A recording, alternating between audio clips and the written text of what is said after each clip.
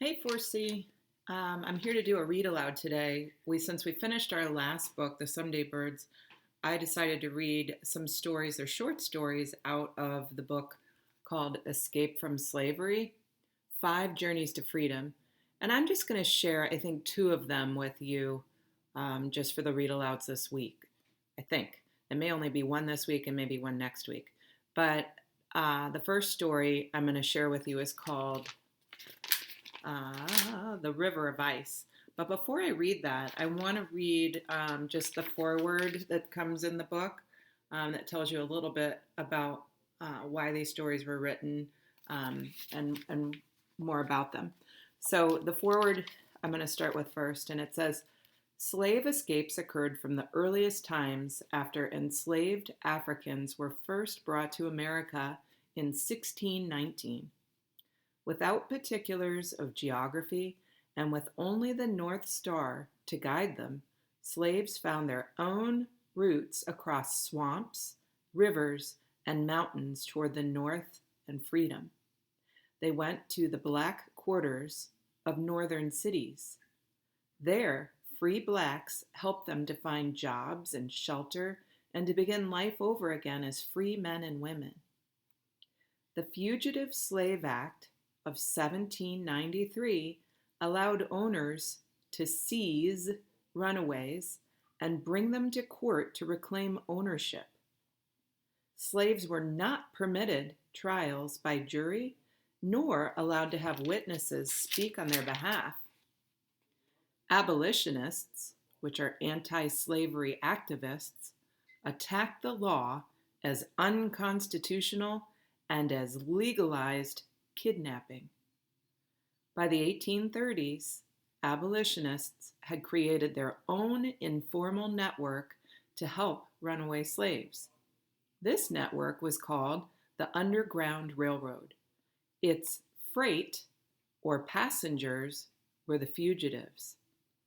People who helped the fugitives, leading them to safety and often offering them transportation in rowboats, wagons, or other conveyances, were conductors or station masters. Stations along the way, barns, attics, storerooms, secret rooms, and even straw mattresses, were places where the fugitives were fed and sheltered. As soon as possible, the freight was moved farther on the railroad line, by wagon, by boat, or by train to the next station on the way to freedom. It is estimated that 25,000 to 100,000 slaves escaped despite the overwhelming odds against making it. These are but a few of the stories of those courageous, ingenious Americans who risked their lives for freedom. And so here's our first story called The River of Ice.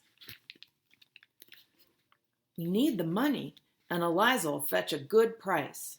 She's young and a good looker and a good worker. Eliza's master's words stunned her. He was selling her. Not that she hadn't always known it was a possibility.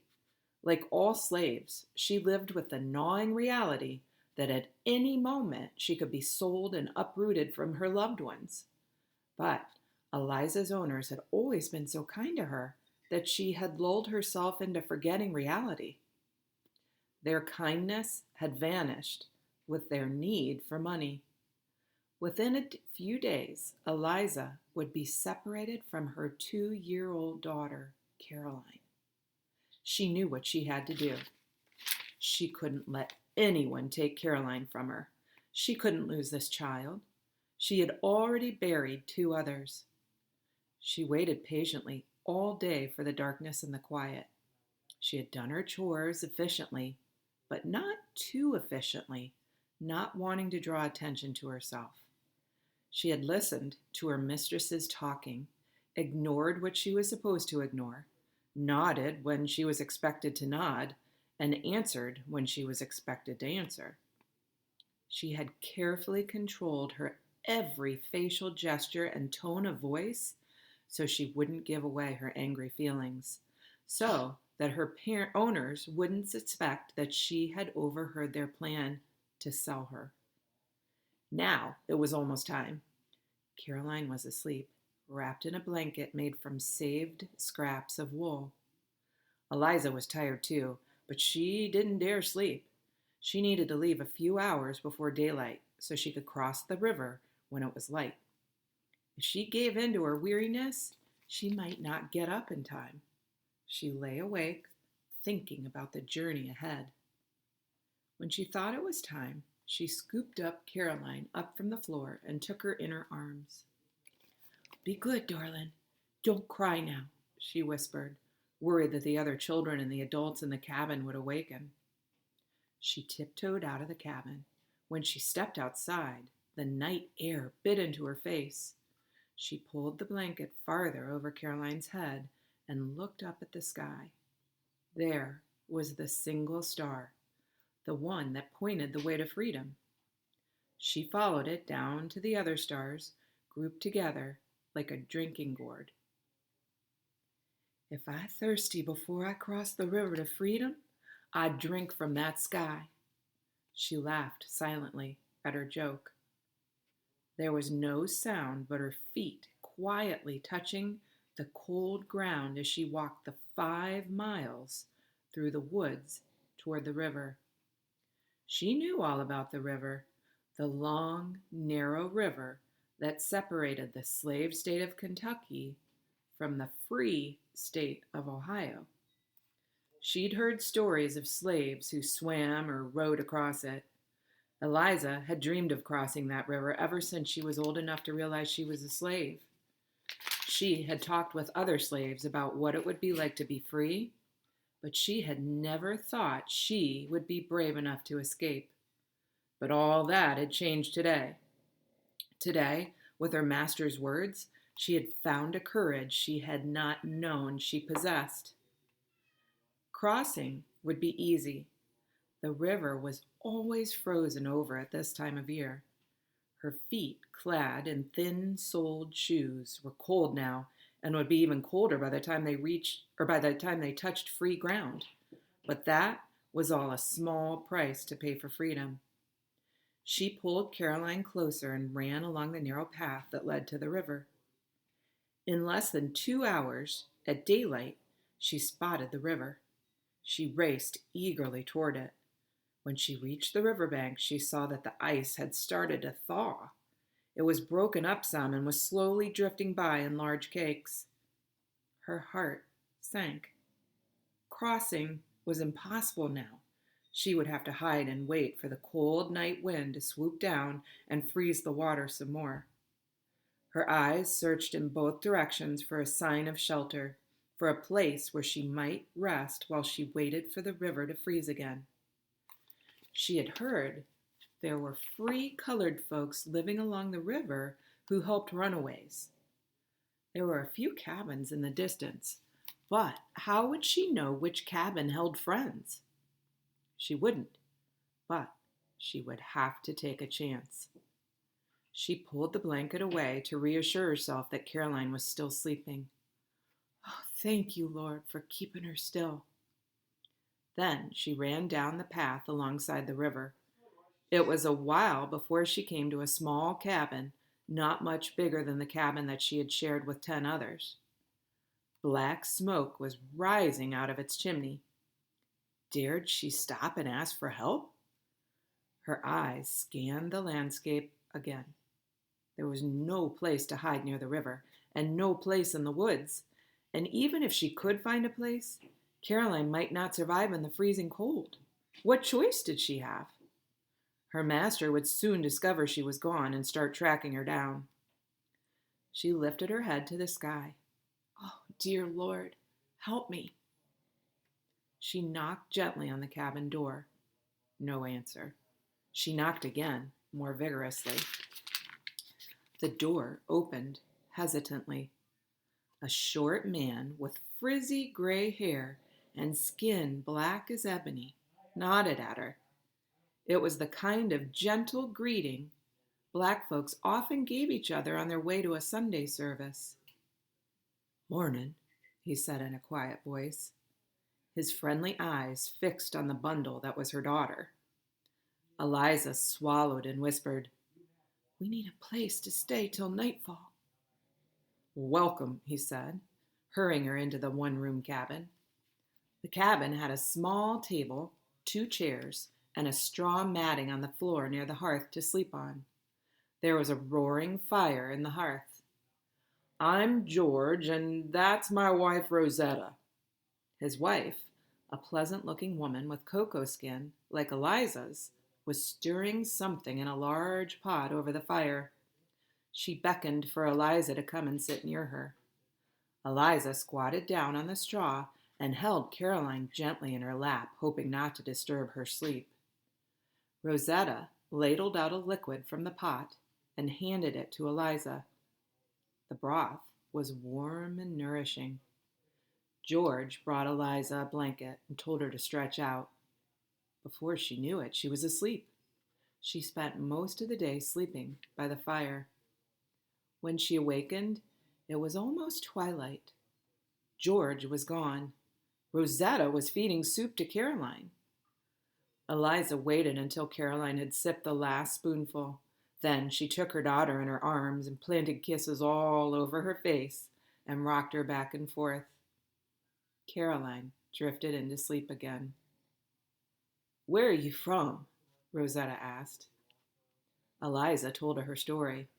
Rosetta told Eliza that she was a free-born colored, but George had been born a slave. She had worked hard and saved the money to buy his freedom. But if you're free, why do you stay in Kentucky? Asked Eliza. Rosetta smiled gently. 'Cause there are more like you wanting to cross that river, and they need shelter till they get across. So we wait and stay and help. The door opened and George hurried in. Eliza knew from his worried eyes that she was not safe. The slave hunters are out, going from cabin to cabin asking about you. It was too dangerous to stay any longer. Eliza had to cross the river now, or she would be captured. She stood up with Caroline in her arms. She nodded her silent thanks to Rosetta and George and raced out of the cabin door toward the river. With a sinking heart, Eliza realized that there was even more water between the massive ice chunks. She looked back at the cabin, then at the river path in either direction. There were figures in the distance hurrying towards her. Her eyes followed the river to the other side. And not that far, she whispered to Caroline, trying to encourage herself. And when we get there, we're going to be free. She looked upward to the sky. Lord, we need you. She took Caroline's arms and wrapped them around her neck. Hold on tight and don't let go unless I tell you, she whispered. Eliza stepped onto the ice. It was solid. I'm going to show you a picture. So here she is, Eliza, with Caroline at the river, looking back up at the men coming to get her. She stepped across a large chunk onto another. That was solid too. And then another. She rushed forward to the next chunk. The ice was giving way. She could feel the weight of her body threatening to pull her down into the water. She leaped onto another chunk. Cold water came rushing up to her ankles. On the other side of the river, she saw a man standing at the shoreline.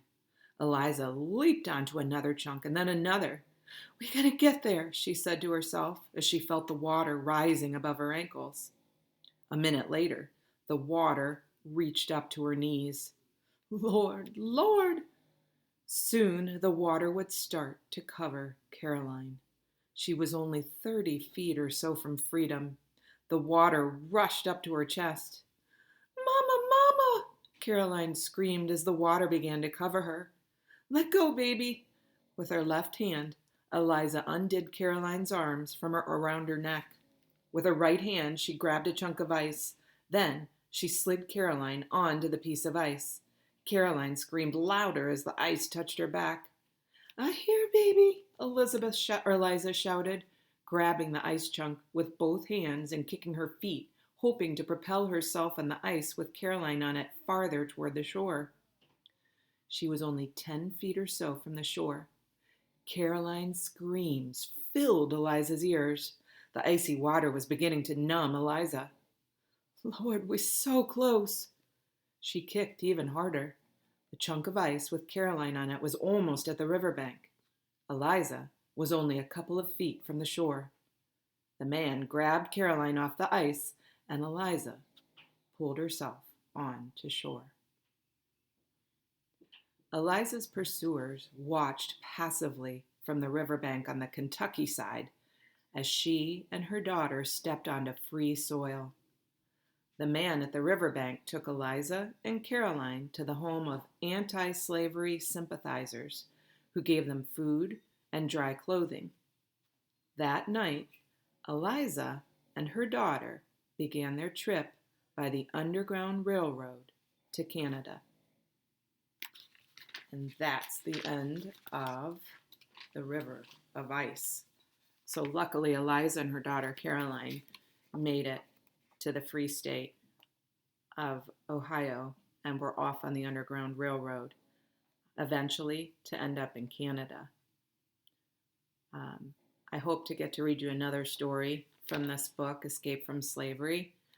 They are true stories, but they are historical fiction. So there are a few things written that probably aren't true, but it's a really good piece of fiction to help you better understand what slaves had to go to escape to their freedom. And in this case, Eliza didn't want to lose her daughter, Caroline, so she had no other choice. So I look forward to reading another book to you soon, or another short story to you out of this book. I'll see you next time. Bye, everybody.